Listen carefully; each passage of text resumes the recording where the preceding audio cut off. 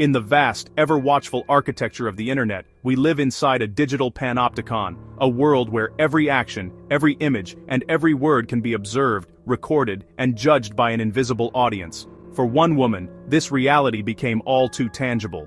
Her ordinary night out in the city, captured in fleeting moments on her phone, suddenly transformed her life into a public spectacle, her privacy dissolved by the glare of a million digital eyes. In this new era, every post is a potential exhibit in the relentless court of public opinion. The digital panopticon doesn't just watch, it remembers, it amplifies and it judges, often without mercy or context. The story begins with a woman, a seemingly innocent selfie, and a warehouse fire, that would soon engulf not just a building, but her entire online identity. In a matter of hours, her digital presence was weaponized, turning her from a bystander into a symbol, a suspect, and a target. This isn't just a question of guilt or innocence, it's about the public's reaction, how online speculation, gendered double standards, and the hunger for a narrative can shape, distort, and even destroy a person's reputation. A single Instagram story, posted in the chaos of the moment, became the focal point of a citywide debate about arson, responsibility, and the power of social media to ignite controversy. The woman herself became a canvas for society's anxieties about crime, about the reach of social media, and about the inscrutability of women's behavior in the public eye. Her story was no longer her own. Before we dive into the specifics, remember, this is less about one woman's actions and more about our collective, often merciless, reaction. In the digital panopticon, we are all both watchers and the watched. On the night the fire broke out, the city, usually alive with the hum of nightlife and the glow of neon, was suddenly transfixed. Flames erupted in the heart of a densely populated district, casting an eerie orange light across the skyline and sending plumes of smoke billowing into the night. News helicopters circled overhead, their searchlights sweeping the chaos below. Crowds gathered on sidewalks and rooftops, phones raised to capture the unfolding emergency, while fire trucks and emergency vehicles raced through the streets, sirens piercing the night. Amid the confusion, a young woman in a nearby apartment became an unexpected witness. From her window she documented the fire's spread, her hands trembling as she streamed the scene live on Instagram stories. She was one of thousands participating in a digital ritual, sharing a personal perspective on a public disaster. Across the city, and soon the world, people tuned in, each post adding to a collective chronicle of the night. But her post would soon collide with the public's imagination, igniting a storm of reactions. Comments poured in, some supportive, others critical, as the story began to take on a life of its own. The timing was everything. Her real-time broadcast overlapped with the peak of the crisis, as emergency alerts and news updates flooded the city's devices. In the digital world, context is easily lost, and connections are forged with a single click.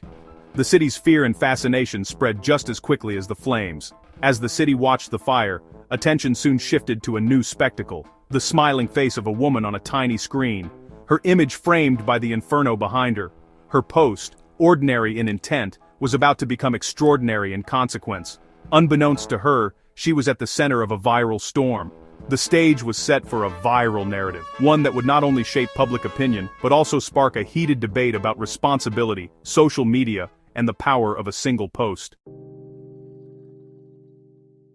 The Instagram story was deceptively simple, a single selfie, the young woman's face softly illuminated by the orange glow of flames behind her. Her lips formed a neutral line, neither smiling nor frowning, her eyes reflecting the fire's light. In the corner, a lone fire emoji burned bright, adding a digital spark to the already dramatic scene. It was the kind of me here now post that fills social feeds every night, mundane, fleeting, and easily overlooked. But the fire emoji changed everything. Suddenly, the image felt loaded, as if it hinted at something more than just a moment captured in time. For some viewers, the emoji was a simple, literal nod to the flames in the background. For others, it was a cryptic signal, a possible confession, or even a taunt. The ambiguity sparked suspicion, and speculation spread like wildfire. Within hours, the story was screenshotted, stripped of its original context, and reposted across Twitter and Reddit.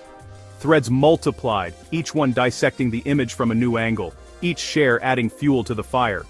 "Who smiles at a fire?" users demanded, their comments picking apart every pixel, her posture, her eyes.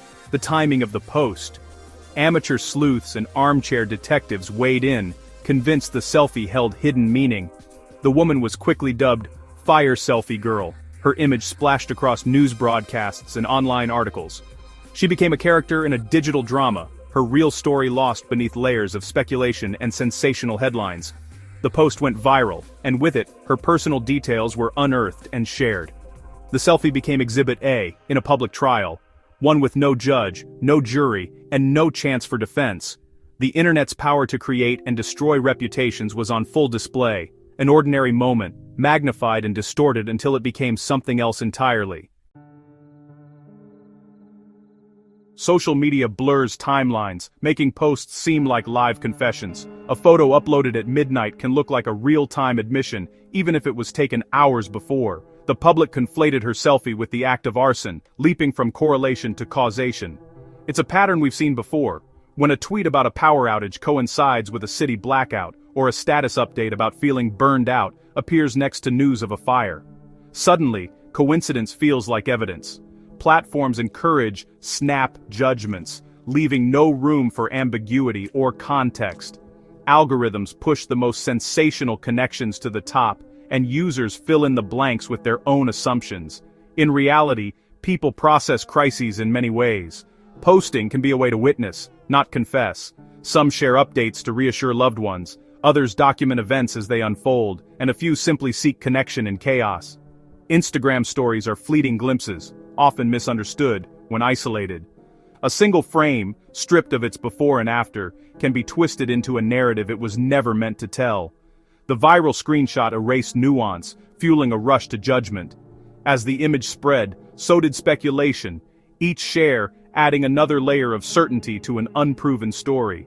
The woman's post could have been naive, poorly timed, or simply documentation. But online, intent is invisible, replaced by whatever meaning the crowd decides to assign. But online, decontextualization turned coincidence into supposed evidence. In the digital age, a moment's overlap can become a conviction, no matter how accidental the connection. The fire emoji became the controversy's epicenter, a symbol with no fixed meaning, its interpretation shifting with every context and every viewer. In digital communication, emojis like the fire symbol can mean almost anything. It could be literal, referring to an actual fire, or slang, signaling excitement, approval, or attraction. Sometimes, it's just a label for a scene, a way to punctuate a moment.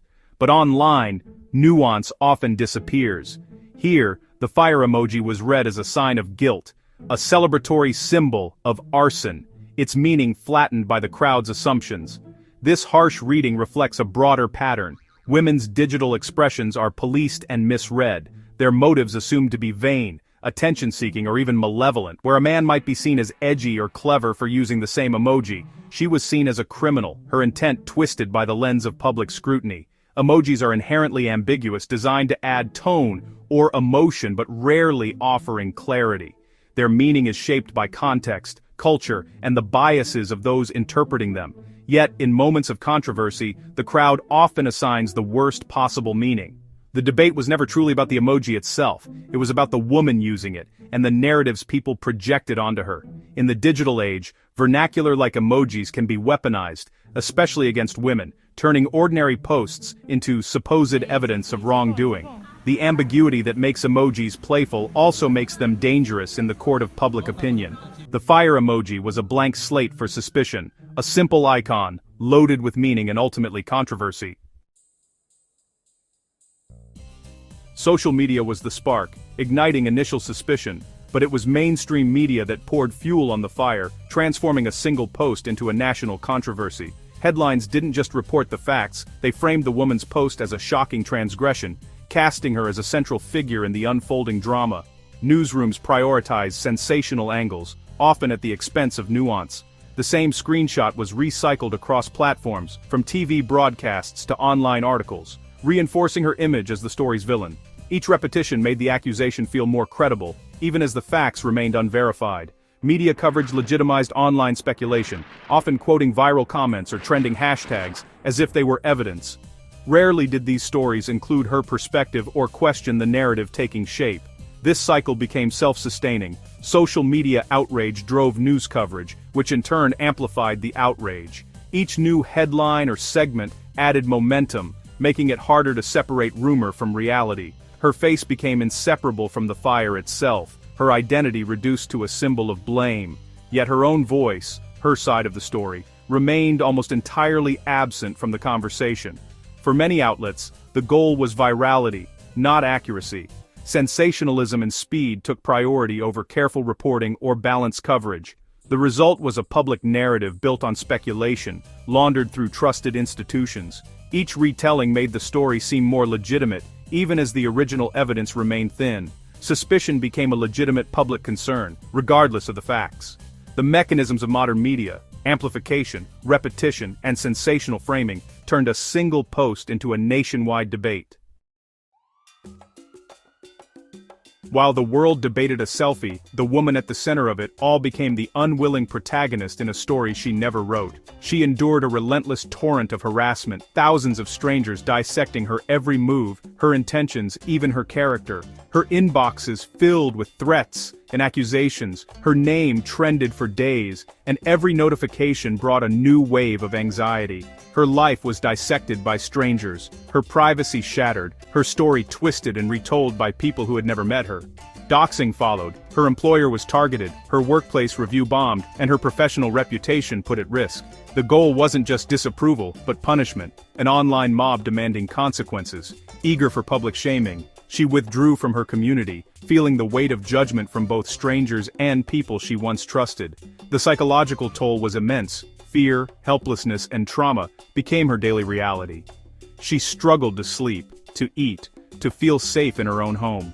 Friends and family were harassed too, targeted simply for standing by her, their own inboxes filling with hate. Her past was scoured for more evidence. Every old post, every photo, every mistake dragged into the spotlight. Even after the outrage faded and the world moved on, the scars remained. The damage lingered, her name forever linked to the incident, resurfacing with every search, every background check. Future opportunities were shadowed by a single viral moment.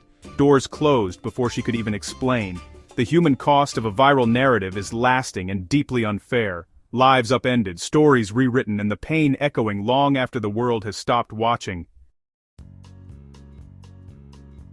The reaction to the fire selfie unfolded along a well-worn, gendered path, one that's become all too recognizable in the digital age. When women become the focus of viral moments, the scrutiny is rarely just about the event itself. Instead, criticism quickly turns intensely personal and moralistic. Her character, appearance, and even her motives were dissected and put on public trial, as if her worth as a person was up for debate. The internet's gaze is rarely neutral. It's often punitive. The selfie, already a lightning rod for cultural anxieties about vanity and self-promotion, was weaponized as proof of supposed selfishness. The narrative quickly shifted from the facts of the fire to a broader indictment of her character. She was condemned not just for what she did, but for how she appeared to feel.